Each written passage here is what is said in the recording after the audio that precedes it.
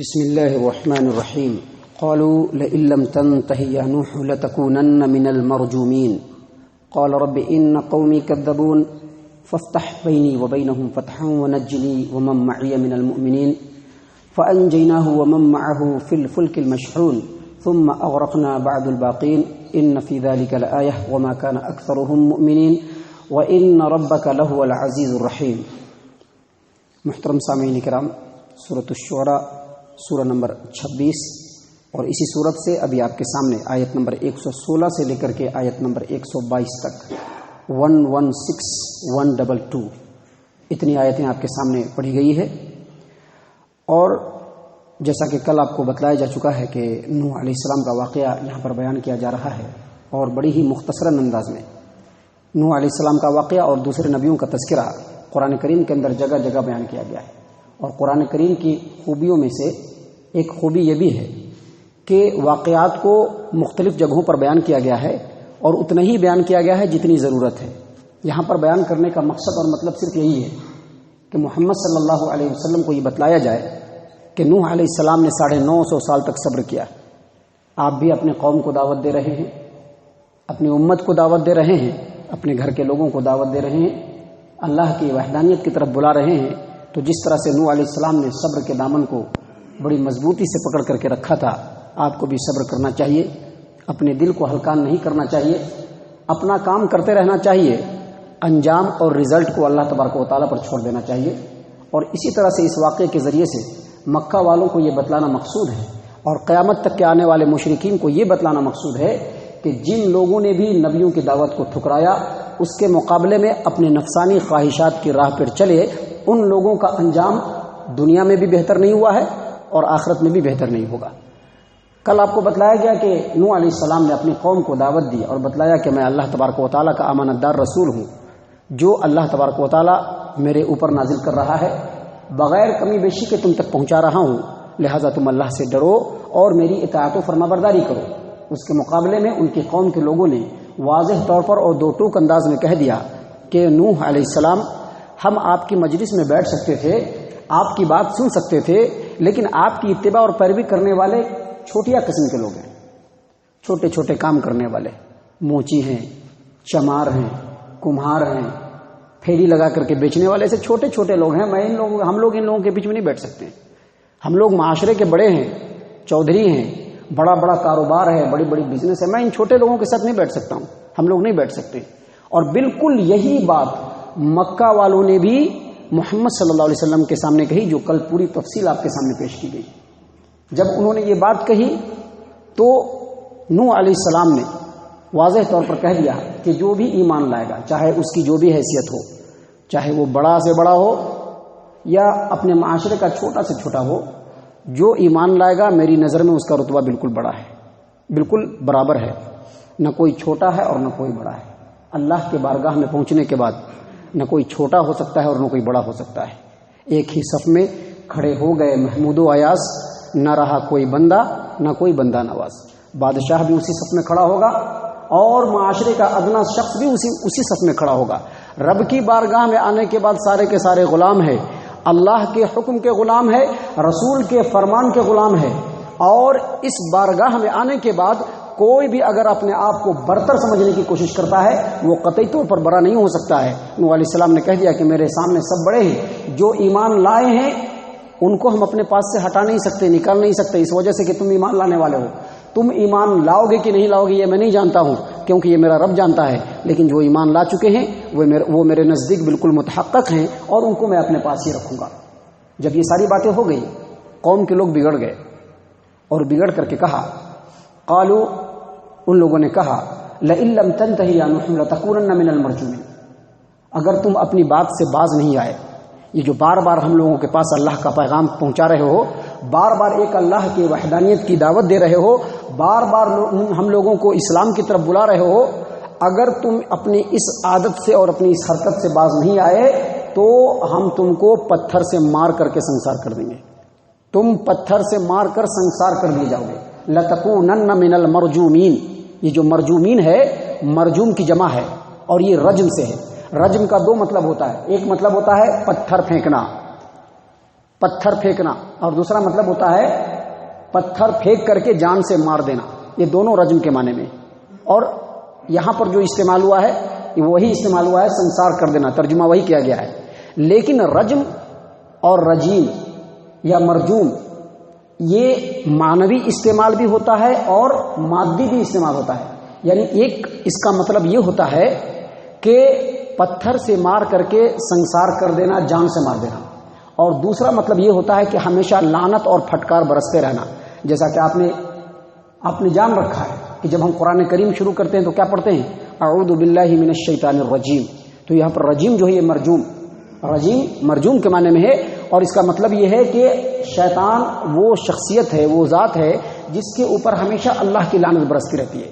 تو یہاں پر ان کی قوم کے سرداروں نے کہا کہ اے نوح، اگر تم اپنی عادت سے باز نہیں آؤ گے لَتَكُونَنَّ مِنَ الْمَرْجُومِينَ، تو تم کو ہمیشہ تمہارے اوپر لعنت اور پھٹکار ہر طرف سے برستی رہے گی.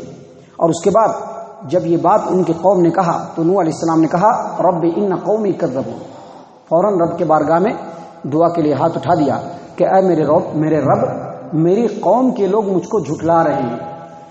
فافتح بینی و بینہم فتحا، میرے اور میرے قوم کے درمیان اے اللہ تو فیصلہ کر دے. ونجنی ومن معی من المؤمنین، اور میری قوم سے مجھ کو بھی نجات دے دے اور میرے مومن جو لوگ ہیں ان کو بھی نجات دے دے. یہاں پر ایسا پتہ چلتا ہے کہ نوح علیہ السلام اور ان کی قوم کے درمیان 2-4 بار بات چیت ہوئی اور اس کے بعد انہوں نے بد دعا کر دیا. لیکن حقیقت حال ایسا نہیں ہے. قرآن کریم کے اندر دوسری جگہوں پر اور تفسیری روایتوں کے اندر یہ بات واضح طور پر ثابت ہے کہ نوح علیہ السلام نے اپنی قوم کو 950 برس تک کنٹینیو سمجھایا، اور سمجھاتے سمجھاتے جب تھک گئے، جب بالکل امید ختم ہو گئی، ایمان لانے والوں کی تعداد اب محدود ہو گئی اور باقی کسی کے ایمان لانے کا اب کوئی چانس نہ رہا، تو نوح علیہ السلام نے اپنے رب کی بارگاہ میں دعا کے لیے ہاتھ اٹھا دیا. یہاں پر مختصر دعا ہے، سورہ نوح جو 29ویں پارے کے اندر ہے اس کے اندر بالکل وضاحت کے ساتھ اللہ تبارک و تعالیٰ نے نوح علیہ السلام کی دعا کو نقل کیا ہے کہ اے میرے رب، میں نے اپنی قوم کو بہت سمجھایا، زور زور سے پکار کر کے سمجھایا، لیکن جب بھی رب کی مغفرت کی طرف ان کو بلایا، ان لوگوں نے اپنے کانوں کو انگلیوں میں ڈال لیا، اپنے چہرے کو چھپا لیا. میں نے ان کو زور سے بھی پکارا، علل اعلان بھی پکارا، آہستگی سے بھی پکارا، ہر طرح کے فضل و کرم کے بارے میں بھی بتلایا کہ اللہ ایسے فضل کرے گا، ایسے فضل کرے گا، ایسے فضل کرے گا. لیکن ان لوگوں نے میری بات نہیں مانی. انہم عصونی واتبعوا من لم یزدہ مالہ وولدہ الا خسارا، میری بات نہیں مانی، لیکن ہمارے قوم کے جو بڑے بڑے لوگ ہیں ان کے پیچھے وہ چلنے لگے. میرے قوم کے لوگ، اے اللہ اس میں سے ایک کو بھی نہ چھوڑ، رب لا تذر علی الارض، ایک کو بھی نہ چھوڑ. اگر ایک کو بھی اے میرے رب تو چھوڑے گا تو یہ لوگوں کو بھی گمراہ کریں گے اور ان کی جو نسل ہوگی وہ کافر ہوگی. گویا نوح علیہ السلام نے پوری دعا کی اللہ تبارک و تعالیٰ کی بارگاہ میں. اللہ نے ان کی دعا کو قبول کیا اور دعا کو قبول کرنے کے بعد حکم دیا کہ آپ ایک کشتی تیار کیجیے. کشتی جو ہو بہت بڑی ہونی چاہیے، اور توریت کے اندر جو توریت کتاب ہے آسمانی، اس کی تصریح کے مطابق وہ جو کشتی تھی 300 ہاتھ لمبی، یہ جو ہاتھ ہوتا ہے نا، اس ہاتھ کے حساب سے 300 ہاتھ لمبی وہ کشتی تھی، اور اس کی جو چوڑائی تھی وہ 50 ہاتھ تھی، اور جو اس کی اونچائی تھی وہ 30 ہاتھ 30 فٹ کے آس پاس میں، 30 فٹ اونچائی، 50 فٹ چوڑائی اور 300 ہاتھ لمبی. اور اس کے اندر کھڑکیاں تھی، روشن دان تھے، اس کے اندر میخ تھے، سب کچھ لگے ہوئے تھے.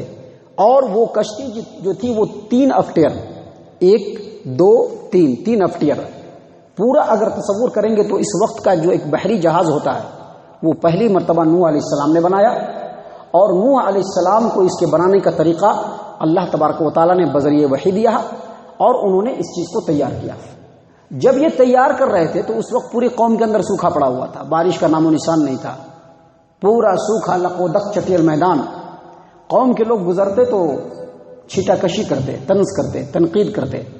یہ بوڑھا لگتا ہے کہ سٹیا گیا ہے، اس کا دماغ جو ہے ختم ہو گیا ہے، پانی کا نام و نشان نہیں، اتنی بڑی کشتی تیار کر رہا ہے، آس پاس میں دریا بھی نہیں لگتا، سوکھے میں چلائے گا کشتی کو. ہم لوگ پانی کے لیے ترس رہے ہیں اور یہ کشتی بنا رہا ہے. نوح علیہ السلام کہتے ہیں کہ ابھی مذاق اڑا لو، بس چند ہی دنوں کے بعد اللہ تبارک و تعالیٰ کا جو عذاب ہے، اللہ تبارک و تعالیٰ کا وعدہ آنے والا ہے۔ اللہ تبارک و تعالیٰ کے وعدے کا وقت آ گیا، اور جو نوح علیہ السلام کے زمانے میں طوفان آیا، اس کی اسٹارٹنگ اس طرح سے ہوئی کہ زمین سے چشمہ ابلنے لگا، یہاں سے پانی پھوٹ گیا اور پانی نکل رہا ہے لگاتار۔ ابھی یہاں سے نکلا، پہلی مرتبہ جب پانی نکلا تو اللہ تبارک و تعالیٰ نے نوح علیہ السلام کو حکم دیا کہ جتنے بھی ایمان والے ہیں سب کو بھر لو۔ روایت کے مطابق صرف 80 آدمی ایمان لائے تھے۔ کتنے دنوں میں؟ 950 سال میں۔ اس سے یہ پتہ چلا کہ ایمان اور ہدایت رب العالمین کے ہاتھ میں ہے، کسی کے ہاتھ میں نہیں۔ لیکن اس کے باوجود جو داعی ہوں گے، جو انبیاء تھے اور جو داعی ہوں گے، ان کا کام ہے حق بات لوگوں تک پہنچاتے رہنا، اپنی بات سے کبھی بھی رکنا نہیں، اور جو ان کا مشن ہے اس میں ہمیشہ تازہ دم رہنا، اور جو مشن ہے، جو اللہ تبارک و تعالیٰ کی دعوت ہے، اس کو بیان کرنے میں کسی بھی مفاد، کسی بھی مصلحت اور کسی بھی ڈر اور خوف کا بالکل اعتبار نہیں کرنا، صرف اللہ تبارک و تعالیٰ پر توکل کرنا۔ 80 آدمی تھے، جس میں نوح علیہ السلام کے 3 بیٹے اور ان کے اہل و عیال اور باقی لوگ تھے۔ اللہ تبارک و تعالیٰ نے یہ بھی حکم دیا کہ آپ زمین کے اوپر جو جانور ہیں اس میں سے نر اور مادہ ایک ایک رکھ لیں، میل اور فیمیل، سب لوگوں کو چڑھا دیا گیا، اور یہاں پر پانی نکلنا شروع ہو گیا۔ ایک جگہ سے پانی پھوٹا، دوسری جگہ سے، تیسری جگہ سے، چوتھی جگہ سے، یہاں تک کہ جب نیچے سے بھی پانی نکل رہا ہے اور اوپر سے بھی پانی برسنا شروع ہو گیا۔ موسلادھار 6 مہینے تک کنٹینیو یہ طوفان آتا رہا، پانی نیچے سے بڑھتا رہا، پانی کے لیئر کے ساتھ ساتھ اللہ تبارک و تعالیٰ کے حکم سے کشتی بھی اوپر چلتی رہی، اور یہاں تک کہ 6 مہینے تک جن لوگوں نے جہاں پر بھی پناہ لینے کی کوشش کی، جو غیر ایمان والے تھے، ان تمام لوگوں کو پانی نے ڈبو دیا، اور 6 مہینے کے بعد یہ کشتی، یہ پانی شانت ہوا، دھیرے دھیرے پانی زمین کے اندر گیا اور کشتی پھر زمین پہ لگ گئی۔ اللہ تبارک و تعالیٰ نے اسی واقعے کی طرف مختصر یہاں پر اشارہ کیا اور کہا فَأَنْجَيْنَاهُ، ہم نے نوح علیہ السلام کو بچا لیا، وَمَن مَّعَهُ، اور جو نوح علیہ السلام کے ساتھ ایمان والے تھے ان کو بھی بچا لیا۔ یعنی دراصل یہ پورا جو خطاب ہے یہ مکہ والوں کو ہے کہ آپ کے درمیان بھی محمد صلی اللہ علیہ وسلم موجود ہیں، اور نوح علیہ السلام جو دعوت ان تک پہنچا رہے تھے وہی دعوت محمد صلی اللہ علیہ وسلم بھی پہنچا رہے ہیں۔ ان کی بات نہ ماننے کی وجہ سے ان کے مخالفین کو اللہ تبارک و تعالیٰ نے دریا برد کر دیا، طوفان کے اندر بالکل ملیا میٹ کر دیا۔ آپ کو بھی اللہ تبارک و تعالیٰ ملیا میٹ کر سکتا ہے، لہذا وقت رہتے ہی سدھر جائیے اور سنبھال جائیے۔ اور یہ قرآن دراصل ہم لوگوں کو بھی بتا رہا ہے۔ آپ نے سن رکھا ہوگا، اللہ کے گھر میں دیر ضرور ہے، اندھیر نہیں ہے۔ جن لوگوں نے بھی کسی بھی طرح سے رب کی نافرمانی کی ہے، رب کے حکموں کی مخالفت کی ہے، حد سے آگے بڑھنے کی کوشش کی ہے، اللہ تبارک و تعالیٰ کے حکموں کو چھوڑ کر اپنے نفس پرستی پر آگے بڑھنے کی کوشش کی ہے، اگر ان لوگوں کو اس دنیا کے اندر ان کے کیے کا اور کرتوتوں کا مزہ نہیں ملا، کل قیامت کے میدان میں وہ بھی بچنے والے نہیں ہیں۔ اللہ کے گھر میں دیر ضرور ہے، اندھیر نہیں ہے۔ جو وقت مقرر ہے اس وقت پہ ان کے ساتھ ان کا انجام ہو کر کے رہے گا۔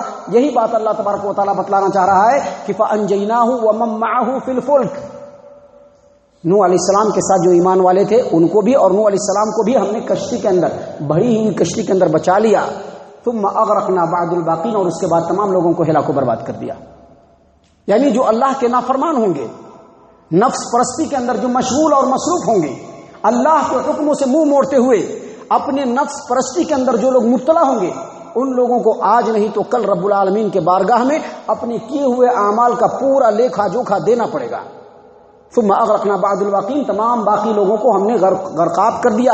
اور پھر فرماتے ہیں رب العالمین ان فی ذلک لآیہ، اس میں نشانی ہے، اس میں نشانی ہے محمد صلی اللہ علیہ وسلم کے لیے بھی، ان کے امت کے لوگوں کے لیے بھی، اور ہر دور کے مشرکین اور کافرین کے لیے بھی، کہ اللہ ایسے ہی کرتا ہے بندوں کے ساتھ۔ وما کان اکثرهم مؤمنین، لیکن اکثر لوگ ایمان نہیں لاتے ہیں۔ اور پھر اللہ فرماتے ہیں وَإِنَّ رَبَّكَ لَهُوَ الْعَزِيزُ الرَّحِيمُ، آپ کا رب غالب ہے۔ یہ مت سمجھو کہ آپ کا رب کمزور ہے، کبھی بھی رب آپ کی گردن کو پکڑ سکتا ہے، کبھی بھی آپ کے گناہوں پر گرفت کر سکتا ہے، کبھی بھی اللہ تبارک و تعالیٰ آپ کو مزہ چکھا سکتا ہے۔ لیکن اللہ تبارک و تعالیٰ جہاں غالب ہے وہیں رب رحیم بھی ہے، موقع دیے جا رہا ہے، ڈھیل دیے جا رہا ہے۔ ان باتوں سے سمجھ لو، اپنے آپ کو سدھار لو، سنبھال لو۔ رب اتنا رحیم ہے، اتنا شفقت والا ہے کہ موقع دیے جا رہا ہے، لیکن یہ موقع کی گھڑی جب ختم ہو جائے گی اس کے بعد رب کی طرف سے کوئی الٹرنیٹ نہیں ملنے والا ہے، کوئی الٹرنیٹ نہیں ملنے والا ہے، کوئی وکلپ نہیں ملنے والا ہے۔ اللہ تبارک و تعالی ہم تمام کو ان آیات کے اوپر غور و فکر اور تدبر کرنے کی توفیق عنایت فرمائے۔ اللہ تبارک و تعالی ہم تمام کو صحیح توفیق عنایت فرمائے، ایمان والوں کی صف میں شامل فرمائے، جنت الفردوس میں جگہ عطا فرمائے۔ اللہ ہم تمام کو اپنے عذاب سے پناہ دے دے، اللہ ہم تمام کو جہنم سے پناہ دے دے، اے اللہ ہم تمام کو اپنی ناراضگی سے پناہ دے دے۔ آمین یا رب العالمین، وما علینا الا البلاغ المبین۔